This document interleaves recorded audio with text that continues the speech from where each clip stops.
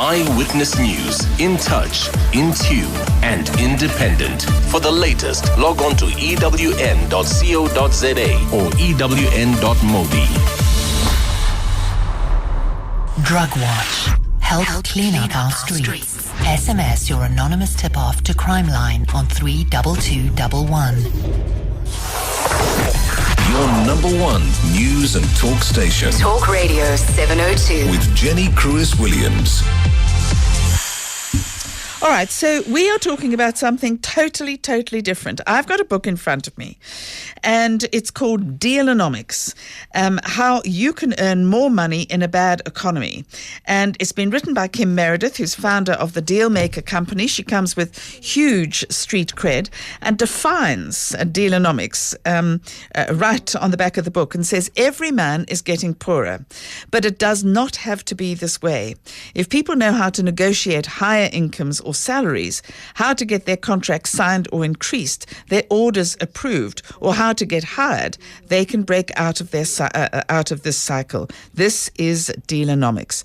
And so Kim Meredith, first of all, welcome to the studio. Thanks very much for having me, Jenny. So it's very useful to have just the breakdown of what is Dealonomics. Yes. On the back of the book. But the global economy is in such a mess. Every time you turn on the newspaper, every time you tune into Bruce Whitfield, the JSE is higher than it's ever been, and yet there are more and more people, being put out of work, and it's actually not a great situation that we're in at the moment. And I don't know whether people are coming or whether they're going. But I do know one thing. They go into the supermarket, and the price of goods in the supermarket is going up. Rentals have got to go up. Petrol is going up, and whatever. How the hell do people actually come out? How do they actually win in terms of Dealonomics? Well, that's the point I make on the back of the book, that every man is getting poorer. So if we're getting increases, if we employees, and we're getting increases of even 8%, which is higher than inflation, we still get poorer because the rate, the collapsing rand, the state of the economy in general means that things are getting more and more expensive. And our salaries aren't keeping up with it. Contracts that have been signed, especially for small business owners, they're just not keeping up. So I thought the time was right to write something specifically for individuals, whether they're small business owners, contractors, employees, government employees, stay-at-home mums, who I think should get salaries, but that's another conversation. Well, that's another conversation altogether, and I guess it's been going on since practically the dawn of time.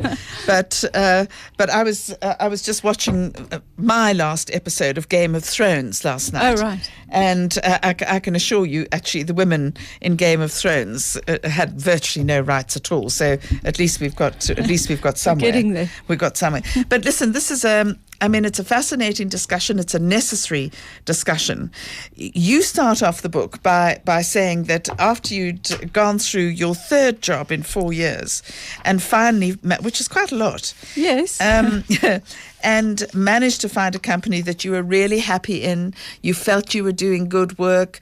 You liked the CEO. The CEO liked you, but actually you weren't able to come out on your salary. And you decided eventually to go in and talk to the CEO. And the outcome of that was... Well, he was actually the human resources director at the time, who was my direct boss. And I wasn't making ends meet, and I gathered up all my courage and went into his office and said, I need an increase, gave him the justification. And he said to me, I was on 1,000 Rand a month just for interest. And he said, well, how much do you expect to earn? And I said, well, how about 1,200, which was a huge increase at the time. He said, fine, done, no problem. I thought it can't be that simple. But as I spent more and more time in business, I actually realized if you don't ask, you don't get. We can learn a lot from 6-year-olds. They're past masters. Well, let's take it through this, because there are all sorts of stories about people feeling they can't come out on their salaries. Yeah. And companies usually turn around and say, well, that's not my problem. You've accepted the job. This is the salary. If you do well, you'll get a salary increase. Most companies that can do it, it will be in line with inflation. It won't be necessarily above inflation. And that, as a worker, is what you're going to get. So, but you've also got to be very, very careful that you don't antagonize the person who is actually going to give you that increase. So take us through this very, Sure. difficult and dicey area. Well, the first point is that people don't ask. So we wait to hear what salary we're going to earn. Even if we go for an interview, and we wait and hope that we're going to be offered a better salary than we would have asked for. And obviously, if you think of it from the employer's point of view, they are looking to get you at the cheapest possible salary. Why on earth are they going to pay you more than they absolutely have to? And then on the other side of the coin, what people do is they might ask for an increase, but they don't express it in terms of value to the employer or value benefits that the organization will see. So we don't sell ourselves, and that's the first rule of deal making, is don't worry about what you need. It is irrelevant almost to the employer. If you say, I'm not making ends meet, they don't care. So what? So you've got to say, this is what increase I'd like, or this is the salary I'd like to earn, and this is why, this is the benefit to you. And only when they see the value of what you're contributing to the organization are they going to be prepared to pay you what you're asking. But you have to sell yourself, and we hope that they'll look after us, but in reality they don't. Well, I think there's something else that comes into this game, and it's that in a period of, nobody's actually said that we're in a recession, but we certainly are. Our backs are to the wall. Yeah. I don't know whether that's a recession or not, but companies are downsizing because they actually can't afford to pay everybody. So you need to have a very, very good case before you go and ask for an increase. Well, companies are downsizing, and who goes first? There are labor laws protecting everyone, but essentially they will find a way of keeping the people they value and redeploying or retrenching the people they don't. So we have an obligation to ourselves to tell the employer what value we add. We have an obligation. We're getting paid. We should be earning that money. But in bad times, companies need the best people, because they can't have lots of people. So you've got to make sure that you are the best at whatever it is that you do. It doesn't matter if you're a janitor or a secretary, a marketing director. You've got to be the best. And companies will pay the best. But as I said earlier, you can't hope to get the best salary. You've got to go out and create that for yourself by asking. All right, so the lines are open on 883-0702. The majority of you, I dare say, are in the workplace. The majority of you are working or driving around and earning money, either for yourselves, of course, if you're running a company, or for the company that you work for. And if you're a stay-at-home mum, you're probably busier than just about everybody put together because, you're ferrying and you're doing all sorts of things. But also for you, money is very, very important. Because you only have a certain amount of money. So let's open this discussion, but let's start off with your very first chapter, Kim. Sure. What in the world is happening to our money? How do we understand it? We're not people who are fundies in the financial world. What the hell is happening? Because the rand is falling. Yeah, we're victims of a situation that wasn't created by us. People got very, very greedy, and regulations weren't properly administered, and we're paying the price as the individual. But I think what happened to our money was we feel we're victims, and all I'm trying to do with this book is give people their power back. And as you can see on the cover, there's Superman or a Superman type guy opening up his jacket, and he's got the Superman out. Well, I call him Salary Man. The logo. Fact. Yeah, the Salary Man. He's got his super, Salary Man logo. And it's just how we can take the power back. Because we are in a situation that most of us didn't create, and that most of us feel powerless to fight. I'm not an economist. I don't have economics training. I'm just a business person, and I bring to it not a very academic perspective. It's a very practical perspective, very accessible. It is business orientated, because that's what I know. But it's about how we don't have to be victims, how we can go and get the power back and make it happen for us. I mean, you say that there's a life lesson from a fairy godmother, and that comes immediately after what secrets do the ultra rich actually have? And if you tell me it's because they count their money every single night, I won't believe you, because I don't. So what secrets do the ultra rich have that are relevant to us? Well, I looked to see what we could draw from as just ordinary people in the street.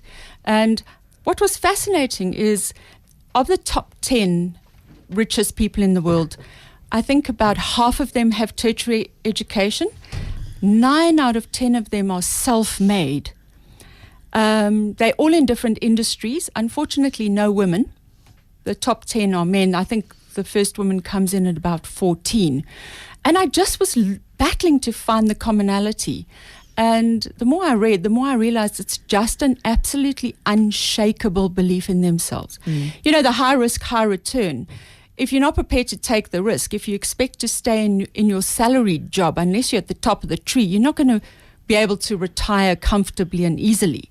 So if the more risk you take, the higher your potential returns. But I've had a few businesses and I've lost my shirt a few times, and it's difficult to bounce back when you've taken that risk and it hasn't worked.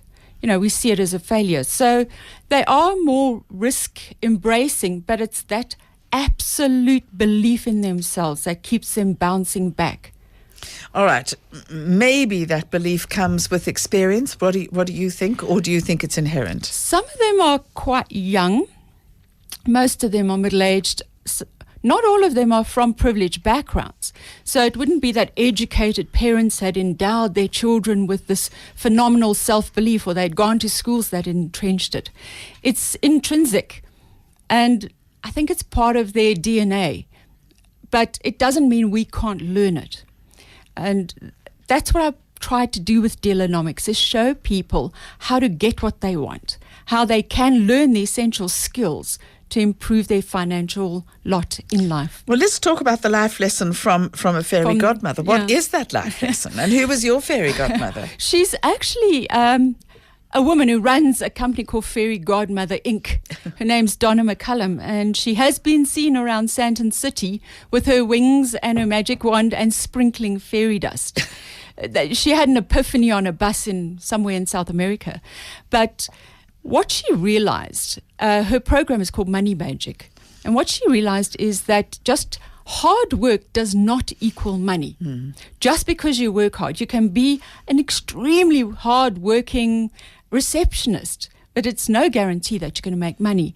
And she dissected it. And that ties back to the richest people, is if you believe it, you know, whether you ascribe it to laws of attraction or awareness that you suddenly focus on certain aspects of money generation, it doesn't matter. I do think there is a lot to do with the law of attraction, but it's also your awareness is enhanced. But it's just stop thinking that hard work is going to give you all the financial reward. It's not. It's a lot more than that. You have to have the skills set. You have to have the belief.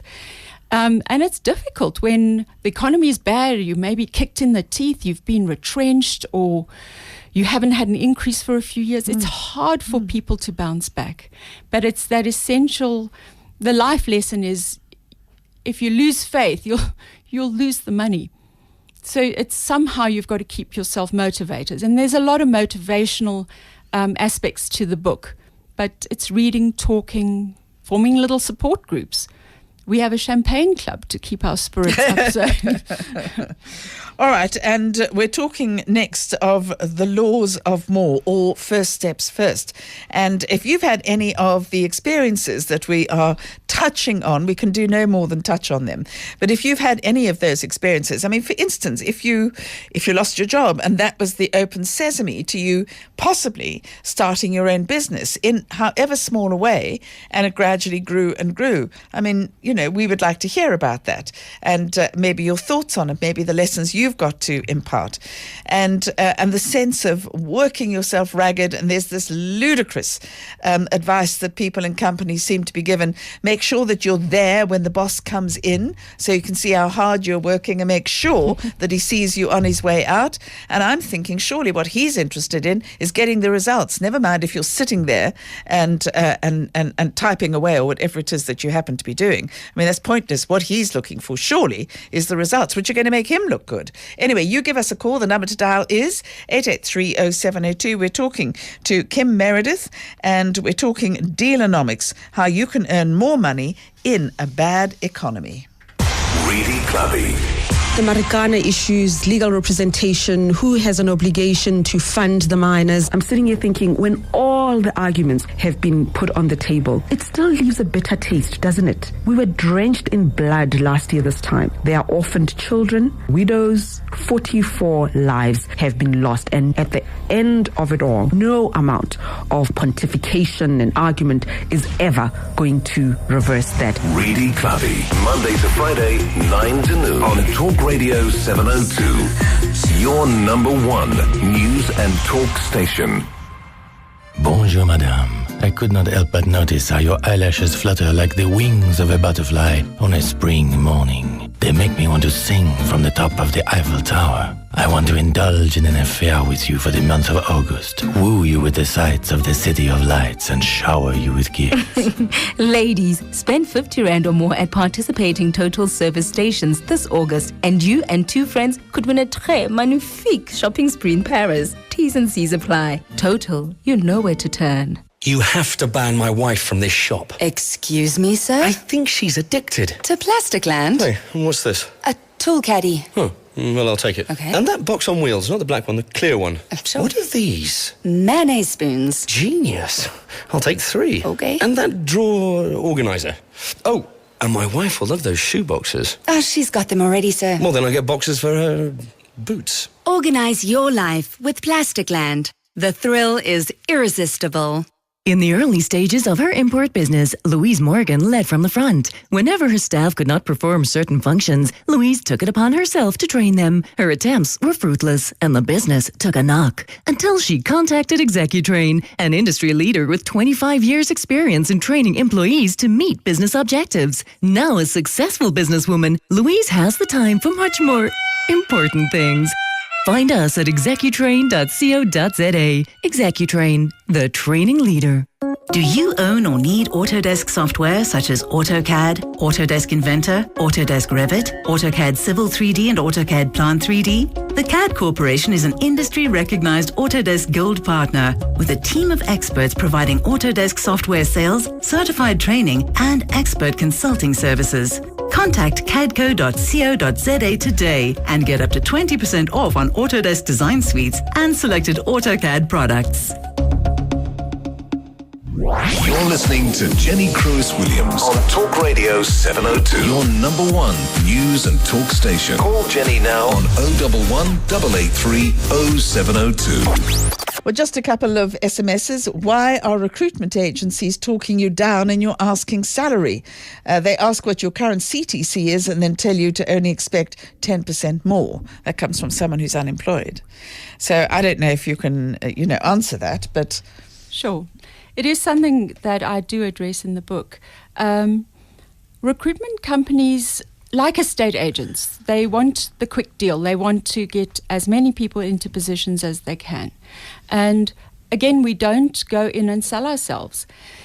I had a question from somebody the other night who said to me, how do you get a recruitment company to support you if you're going for a 30% increase? They're not even going to give you the appointment. They're going to say to you, oh, the employer is not paying that much.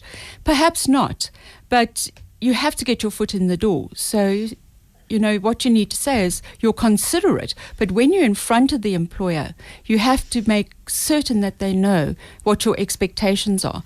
But it's not enough just saying, well, this is what I'd like to earn. On what grounds do you want to earn that? Where do you add real, meaningful benefit to the organization? The agencies have an interest in you earning more because their fees are more. They're usually a percentage of whatever your cost to company, which is the C2C you referred to earlier. It's usually your cost to company. So my advice is get in the door. It's like selling. You get in wherever you can and then sell from there. But often they won't give you the appointment. If you say, oh, I want more than that, get in front of them and sell yourself so they see the value of what you can offer. Let's go to Shelley. Hi there, Shelley. Hi, Jen. Jen, I believe in my philosophy, and I'm sure people have heard it's like a cliche, if you make your passion your job, it's very seldom you don't succeed because it's what drives you. Money doesn't drive me. It's a financial thing that I need and require to survive from day to day and that. So many years ago, I had a wonderful, very successful business of promotional clothing and stuff like that. And then I became an activist against child abuse. I was with the Child Abuse Action Group many, many years ago. That was soul-destroying, but I got so involved in it, so wrapped up in a passion, but in a passion that was destroying me. And then eventually I had to leave because my job suffered, my business suffered, everything suffered, and I lost it. I lost it all, and I was working in a little place up here in Malvern for 5,000 rand a month, and I was battling to get that 5,000 even out of the people that I was working for. And one day my husband said, you've got a passion for children and a passion to help children and that. Why don't you open a daycare? And I did, Jen, and I opened with 3 children, and I'm blessed, and I am fortunate and privileged and honored to look after over 80 children today after 13 years. And the reason being, it hasn't been money driven. It's not a money. I can make so much more money out in the corporate world because I love to sell. But my passion is what drives me, and my passion is working with these children and being with children and making it something that I love to do. I could never ever work for a boss, and even if I wasn't earning the decent salary that I earn now, I could not go out there and be driven by a boss, by the corporate world, and that, because my passion is what drives me now, not money. My passion drives me. All right, Shelley, driven by passion. It's wonderful. Well done, Shelley, on going out there and making it happen. The book is about Dealonomics, and it is about a bad economy, so there is a lot of focus on money. But the first half of the book are the general rules, and it doesn't matter whether you're pursuing your passion or it's a specific to money. There's rules around getting what you want. How do you get the kiddies to come to the school? What do you offer the parents? So that's the first half of the book. The second half is individual and specific advice. And as an entrepreneur, a small business owner, there is information in the book that shows you how to get what you want.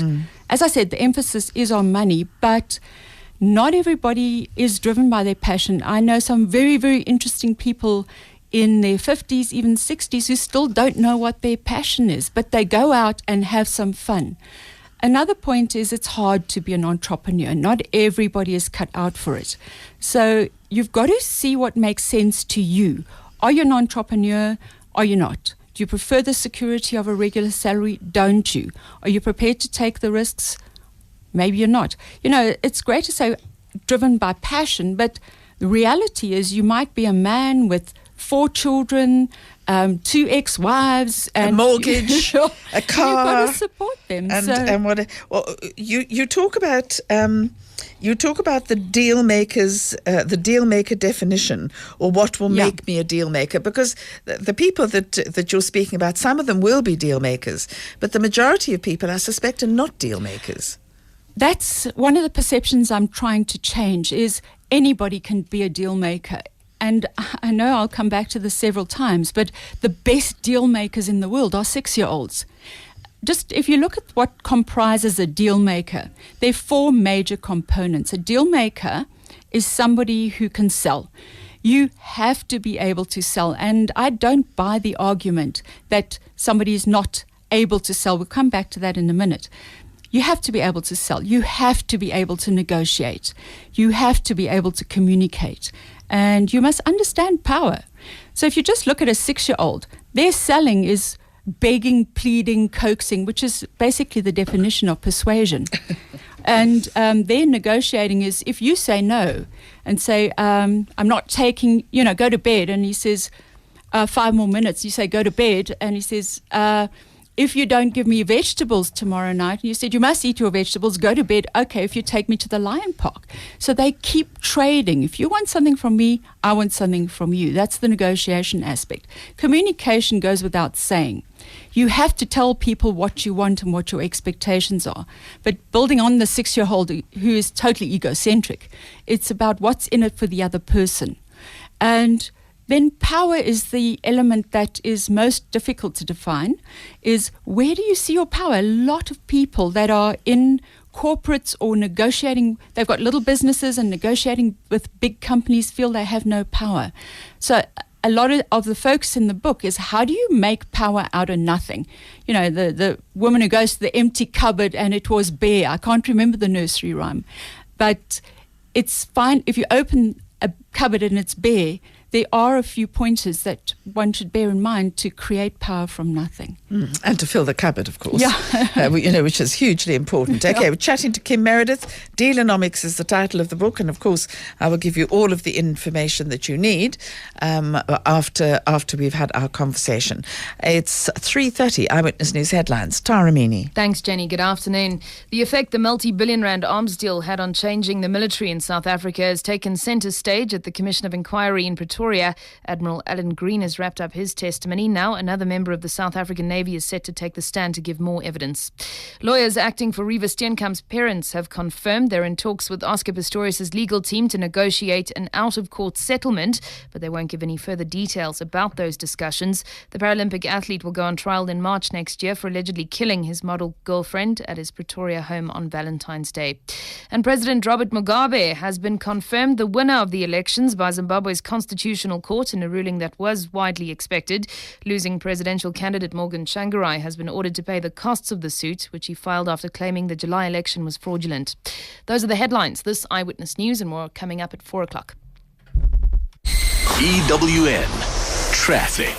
Well, at the moment in the traffic in Morningside, there's been an accident on Rivonia Road, and that's at Calvin Drive. And delays are now starting to build up on North and Summit Road. While driving in Midrand, there is a stationary vehicle on the N1 South, and that's before the Buccleuch interchange. Driving in Alexandra, there is a stationary truck on the N3 North, and that's just after London Road. And if you're going to be driving in Delmas, there are delays on the R24 North, and that's from the N12 towards the R25. And finally, in Braamfontein, there are roadworks that are slowing down traffic on Empire Road, and that's between Kingsway and Victoria Avenue. To report anything else, call our traffic desk 083 9137483. Tiko Molobia, EWN Traffic. The Money Show, weekday evenings from 6. Interesting to see a venture between FNB and SIPS. Are you not in danger here of seeing to favour one bank over the other? This has been offered to all the banks, and at least one other bank is seriously contemplating it. Basically, if you start a business, there are several things you need to do, but two of them are open a bank account and register your company. You do both processes in one go. That's the beauty of this. Minister of Trade and Industry, Rob Davies. The Money Show, with Bruce Whitfield, only on Talk Radio 702, your number one news and talk station. The Money Show is brought to you by Old Mutual Investment Group. Do great things. Are you a pensioner or investor looking for a high-yield investment that will give you an above-average guaranteed return? Then Finbond Mutual Bank's limited offer is perfect for you. Invest a minimum amount of 100,000 Rand on a fixed-term deposit and earn 9.5% per annum guaranteed.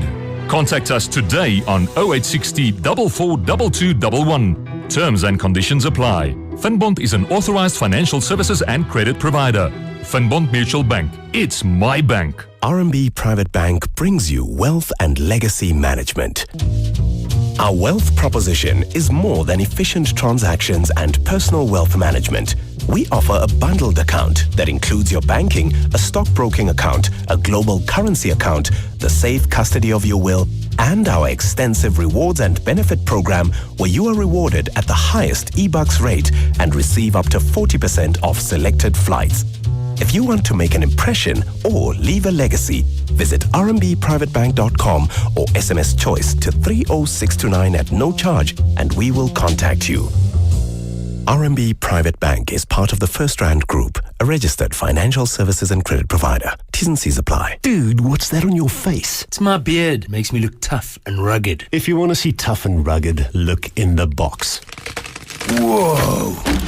Now that's as rugged as a rhino. Yep, got it for only 305,000 Rand. No beard required. So what's in the box? Visit your Nissan dealer or nissan.co.za to discover how to get the tough Nissan Navara double cab out of the box and onto your driveway for only 305,000 Rand. T's and C's apply. Nissan, innovation that excites. Go big and stay home with Telkom Simple. Make the right connection and turn your house into a connected home with fast and reliable internet, 5 gigs of data, free Wi-Fi modem, and free evening and weekend Telkom to Telkom calls, all for just $3.99 month to month. So whether it's work or play, uploads or downloads, Telkom Simple makes staying in the new going out. Call 10213, go to telkom.co.za or visit a Telkom store. T's and C's apply. Telkom. Touch tomorrow. Speak your mind. Talk Radio 702 on Twitter at Radio 702.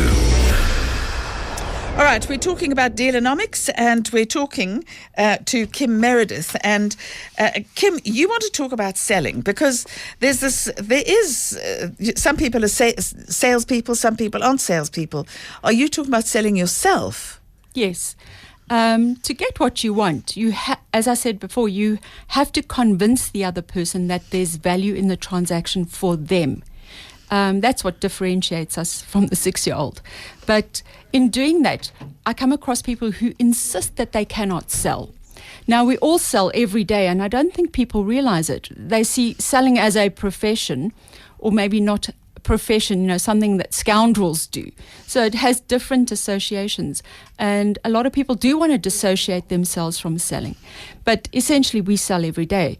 If you couldn't sell, you'd have no friends because we sell ourselves to create relationships. We'd have no partners. We'd have no jobs.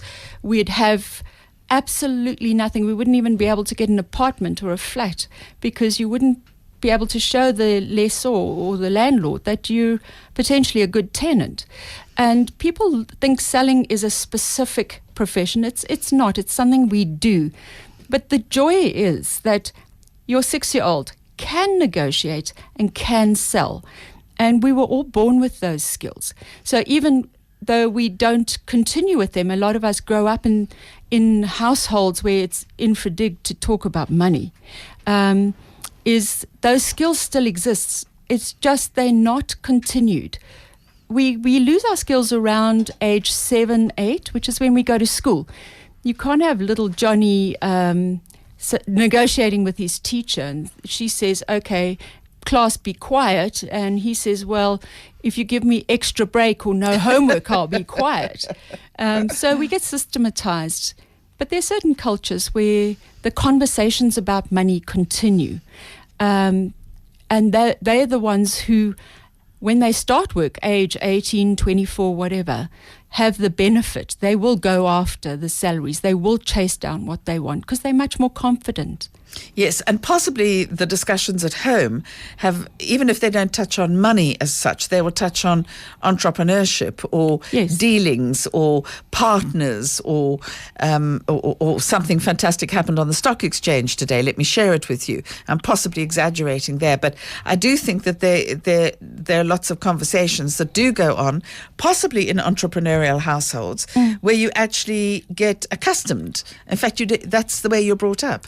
And so it's infinitely easier for you if you come from that background. It is, and I think you're right. Entrepreneurs are much more inclined to talk about money than a corporate person would.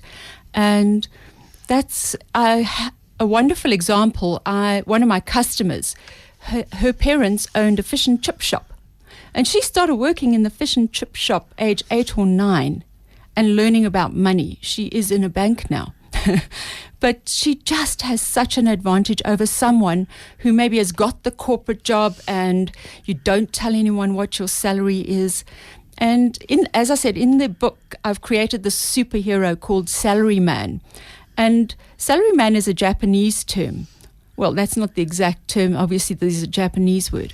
But it epitomizes somebody who feels trapped in the corporate world, who feels constrained. They can't get more money. They have to go, it's drudgery every day. And Dealonomics is the superpower. What can they do to break out of that cycle? But even entrepreneurs, if they're caught in the cycle of making no money or securing no new clients, and yes, I understand the caller Shelley's point about passion. Yes. But she still has to run a business. Otherwise, she has nothing to offer to the parents who want to place their children there. What about if you don't go out to work at all? What happens if you are a housewife? Well, I just step back for a minute. Imagine, and I am talking specifically to the women and daily day carers, it is changing, who don't go to work. Imagine they did go to work. They'd have to hire maybe a nanny, some domestic help. They would have to get a pool cleaner maybe, still somebody to do the maintenance, somebody to fetch and carry the kids. And if you add all of those things up, they constitute an amount that the household would have to pay out. So, to my mind, the fact that the woman or man is doing those things, the person who's staying at home should attribute a value, a rand value, to those tasks to work out what they're actually saving the household. And they should be given that amount to manage. But sometimes you can't.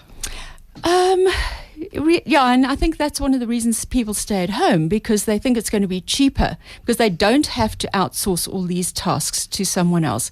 But it also does mean that you only have one income. But what if you've been a woman and you've stayed at home and, heaven forbid, your man finds greener pastures? What are you left with? Where's your nest egg? Where's your protection? You've got no money to hire the best lawyers. And that's why there's a whole section explaining how and why in the book. But I think it's very important for women at home, men at home, to value themselves properly, and for their partner to appreciate the contribution they're making from an economic point of view to the household. I've got members of my family who are busy going along and spending a couple of days with different companies to see whether they like it. They do have an idea in their head about what they want to do when they finally leave school and finish studying. Your first job is your first job. No matter where you are, it's your first job. It is, you are grown up. I mean, are there rules about first jobs? How do you maximize that? And do you have the nous in the first place to be able to maximize it? There was a really interesting book written around 2001 called Women Don't Negotiate, or Why Women Don't Negotiate. And the research found that men are 4 times more likely to negotiate their first job salary than women are. So it depends. It seems to be a gender divide. Men seem to think it's normal that you go in and you try and get the highest salary. Whereas women, I think sometimes we're just so grateful to get the job that we don't value the contribution we're making. And I think it's important that you can negotiate that first salary, but you first have to get your foot in the door. And again, in the back of the book, well, the second half, the back of the book makes it sound like the back of the Sunday Times, but it's there's a section for people looking for their first job. How do you introduce yourself? What kind of CV do you put together? What are the selling points? How do you present your network? Because you might have no experience. So what inspires the employer to hire you? You better have more than a good smile, although a smile does count because first impressions count. Well, first impression, I think it's the first 15 seconds, isn't it? Yeah. Something really quite terrifying. Selling is a profession and requires a set of specific skills. Your guest is saying being an accountant isn't a profession because we can all add, subtract and multiply. That's anonymous. Do you want to respond to that? I didn't To my mind, I didn't say anything like that. I was talking about selling as a skill. And accountants have to be able to sell as well. But selling nowadays is recognized as much as a profession, but there's still people who give it a bad name. But professionals, as in accountants, lawyers, there is a distinction drawn. But the rules are the same. If you have to, whether you're an accountant or a teacher or a salesperson, you have to be able to sell, you have to be able to negotiate to get what you want, to get clients, get the job, whatever. You've got a whole chapter on your shiny first job. Yes. But almost immediately after that, it's getting a higher salary or promotion. So there you are in your first job where you want to make your mark. You really, really, really want to make your mark. And how do you go about getting a higher salary or a promotion? I mean, is it simply self-confidence, or are there certain things that you need to keep in the back of that head of yours? As I said earlier, the company is going to pay you the least they can. That's the nature of business, even if it's taken away from employers for a minute. If you're selling your car, you're going to want as much money for it as possible, while the buyer is going to want to pay as little as possible. So just translate that skill into the corporate environment. The employer is going to want to get the best skills for the least money, and you're going to want to earn as much as possible. The problem is that if we stay in jobs too long, we'll get the CPI type increase. Whereas people who leave and then change jobs more regularly have the opportunity to move up in terms of their position and their income. So it's how do you stop falling behind if you want to stay with the company you're with? And again, it goes back to tell them what you want, be able to express that in value to them, the employer, your boss, the HR department. It doesn't matter who it is. This is the value that I bring to the organization. But I think the biggest selling point is this. If you were to leave your company and they had to replace you, it's going to cost them, and this is based on research that I did while writing the book, it's going to cost them at least 1.5 times your annual salary to replace you. So let's just say you're earning, for a round number, R1 million a year. You leave the job to pay the recruitment company to hire somebody who's an unknown entity, to train them and get them productive, is going to cost the company R1.5 million at least, probably closer to 2, especially for the sales professionals. But it's going to cost around 1.5 million. Now, surely any corporate employer is going to say, hold on a minute. Economics suggests that if I've got this person at $1 million and I'm going to pay them 200,000, it's much better than me paying 1.5 million for somebody I don't know. So, people need to do their homework. You can't walk in and make salary demands. You have to be able to defend it and sell it to your employer. Okay, we're talking Dealonomics, and the lines are open, 883-0702. Oh, I know, ma'am. I know. It's just awful. And you have come so far, almost 3 years. You would have looked great in those new sunglasses. So you'd like to kiss those goodbye, then? Of course. We'll submit your claim immediately. You have a nice day now. Change your luck. Call My Way on 0860 64 64 64 and get my rewards, even if you do need to claim. My Way. Why any other way? My Way is an authorized financial services provider. T's and C's apply. Are you moving your office premises, or is it simply time for a new PBX? Is your data network too expensive? Do you know what your printers and photocopiers are costing you? DuPont offers a one-stop converged solution that includes all your voice, data, and networked office requirements. DuPont Telecom will conduct an audit and find the best solution for you. So outsource your voice and data networking solutions to DuPont. Call 0861-DuPont or go to duponttelecom.co.za. Think telephony. Think DuPont. Stack it. Pack it. Pour it. Store it. Keep it. Sweep it. Bind it. Align it. Box it. Swap it. Find it. Wind it. Split it. Fit it. Stock it. Lock it. With the largest range of easy-to-use storage solutions, Plasticland has everything you need to organize your kitchen, study, kids' room, garage, living rooms, and your life. It's everything you can imagine and more. Visit plasticland.co.za to find your nearest branch. Plasticland. Organize your life. Here's a useful fact for Gauteng E-Road users. It's this easy to get your e-tag. Click www.sanrail.co.za. Call 0800 SANRAIL, that's 0800 726 725. SMS your vehicle license plate number to 44004. Fax 0800 SANRAIL, that's 0800 726 725, and we'll deliver your tag to you. Or walk into one of our customer service outlets at malls and along the Gauteng E-roads. You can also pop into Checkers, CNA, Pick n Pay, ShopRite or Spar to get your tag for just R49.95. And when you register, you get your R49.95 right back in travel time. So, it's definitely better to get tagged. e-toll, the better way to go. Well, it's time again for the Small Business Awards on Talk Radio 702 with Sage. Now, if you've experienced great service from a small business in your area, tell us what it is you appreciated about their service by sending your nominations to sba@702.co.za or online at 702.co.za. Now, we could reward them with the 2013 Small Business Award on Talk Radio 702 with Sage, the home of Sage Pastel, accounting and payroll. More on 702.co.za. Small business, big rewards. EWN Traffic. Good afternoon, Jennifer. How are you? I'm fine, You need to thank press you. your How are microphone you? button. I did have You my got it. button well, on. Nice one. Nice Someone one. turned it off. I don't know who it was. I don't know either. You're looking so nice. How are you? I'm fine. Is that why you got the lipstick out this afternoon?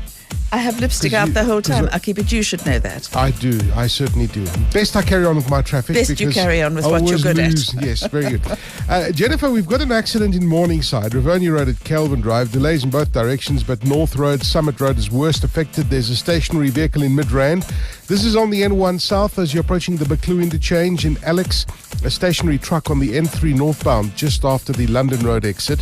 And in Rand Park Ridge, the traffic lights are still out of order at Bayers Nodia and the N1. Any other problems you come across, give us a call on 083 913 7483. You can SMS us 31702 and you can tweet us as well with EWN Traffic, at EWN Traffic on Twitter. And if you've got anything nice to say, it's at JCW Life. That's who you should spend. I think you tweeting. should as well. Yes, very good. That's what I Lovely to see you, Jenny. Lovely Aki to see Anastasiou, EWN Traffic. You're listening to Jenny Crwys-Williams on Talk Radio 702. Your number one news and talk station. Call Jenny now on 011 883 0702. All right, now we've got rid of him. Let's concentrate a little bit and let's go to Umpo. Umpo, hello. Hi, Jenny. How are you? Hi there. I'm really, really good. You've got a question about maternity leave. Yes. Darling, you're very far away from the phone. I'm actually very close to the phone. No, now you are. Okay. All right. Well, what I wanted to find out is, you guys were discussing about your increases and what you are worth to the company. I believe I'm worth a lot. And what I want to find out is when you go into maternity leave and company policy is they don't pay you anything, how do you negotiate with your employer that they pay you while you're on maternity leave? Because I earn too much of a high salary for what UIF gives you back to be able to even cover one of my bills. You know what I mean? Paul, like the other elements of negotiation, salary increase, promotion, whatever, you've got to tell the employer your expectations. Yeah. If their company policy is no pay during maternity leave, you might, as part of your proposal to them, say, look, I'm going to come back, I'm going to be indebted to you, so you're going to have increased loyalty. Remember I said you have to show the value to them. So even though you believe, and good for you that you do, but you believe you are worth a lot, you have to be able to articulate that and tell the employer. So first of all, be able to sell yourself. Secondly, tell them what your expectation is. And thirdly, they might want you to sign something like a non-disclosure agreement or a confidentiality. And you can make that part of your proposal. So you can say to them, and to give you the exact words, if you pay me 50% of my salary or whatever it is that you're hoping, then this is what you'll get in return. I'll sign the non-disclosure. I'll sign for a 2-year period of employment thereafter. You've got to offer them something. You can't just make demands, otherwise it is just a list of demands. So keep in mind, tell them what you want, but tell them what they're going to get in return. And you often have to make the suggestions, the ideas, say, well, I'll sign this and I'll improve myself in my spare time and all these things. But you have to spend the time preparing for that conversation. Okay. All right. Well, really, really interesting question, and I suspect it applies to a great many people as well. So good luck with that particular negotiation. Thank you, Jenny. Okay. Thanks very much indeed, and Paul in Kempton Park. Well, listen, we're almost at an end with this conversation. So, Kim, just one final word in terms of Dealonomics. Surely flexibility comes into it. Without flexibility, you can't close a deal. And people often confuse compromise and flexibility. The traditional definitions of deal making are you go in and you are prepared to compromise. Nobody is supposed to go into a deal looking to get less than they want. So in order for you to get what you want, you might have to be flexible maybe on the amount of money. Take Mpho's example. She might get less than 50% if that's what she wanted. But then she might get a bonus or an increase in 6 months. And that's flexibility. That's not compromise. But without flexibility, there is no deal. And just, again, watch a 6-year-old for ideas because they are infinitely flexible. They're just, they get rejected, they just come up with something new. And you have to think creatively to be able to do that. Well, let me give you the details of Dealonomics. That's the title of the book by Kim Meredith. It's published by Zebra. The cost is R200. Is this an e-book? It will be shortly. It will be shortly. So ebook coming up down the line. And of course, ebooks, almost invariably, the book becomes an ebook if it doesn't have illustrations, etc. in. So, and the book is now on sale. So Dealonomics, R200, and it's full of useful and very, very accessible information. So Kim Meredith, thank you very much indeed for joining us. And thanks to your listeners. Many thanks. If you're in business, by now you've probably cottoned on to cloud. Virtualizing your infrastructure and moving data offsite makes all kinds of sense in terms of savings, security, and business continuity. No servers, no maintenance, no mail archiving. No sweat. Life's too short. But remember, your cloud is only as good as your connection. With MWeb Business, you'll get your cloud services over our high-speed network affordably. So get your head in the cloud today. Visit mwebbusiness.coza. T's and C's apply. Peace of mind, something we chase our entire lives, thinking this month we'll be fine. But other things get in the way, like medical bills, rate cuts, or another petrol price increase. Yet you can get peace of mind with Nedbank Money Trader at a great rate of 5% per annum and still have access to your funds within 24 hours, should you need them. Your capital is guaranteed and you pay no fees or commissions. Visit any Nedbank, call 0860 555 111 or go to nedbank.co.za. Invest today and make peace of mind happen. We are an authorized financial services and credit provider. Terms and conditions apply. Make things happen. Nedbank. Dad, how do you manage your time and attendance so efficiently? Old school, son. We started using Uniclock systems many years ago. Then we upgraded to their advanced hand scan terminal more than 10 years ago, and it's still going strong, thanks to its faultless reading capability. Uniclocks is your A to Z in time and attendance needs. From old school mechanical clocks to modern hand scan technology for almost 70 years. So how do I get hold of them? Visit uniclocks.co.za. That's UNICLOX. Talk Radio 702. Follow Jenny Crwys-Williams on Twitter at JCW Life. Kwanani Gwale in the studio with me, and I've got to say that I invited Bishop Paul Verreyn into the studio after his discussion with you because you don't have enough time. So I had him in for about 45 minutes. I heard him. He's just a fantastic Isn't person. he just? He knows exactly what is going on, especially in Marikana. He's got his ear to the ground and he cares so much about people. And I think that comes through really, really. It does. But I think that he's very, very concerned about what's happened there, and the fact that it's kind of like being, I don't know, it's because it's not close to us that it's kind of out there. And it's going to be quite... We know nothing about what is going on there. He's able to articulate that. He is so concerned about it. And I think he's right.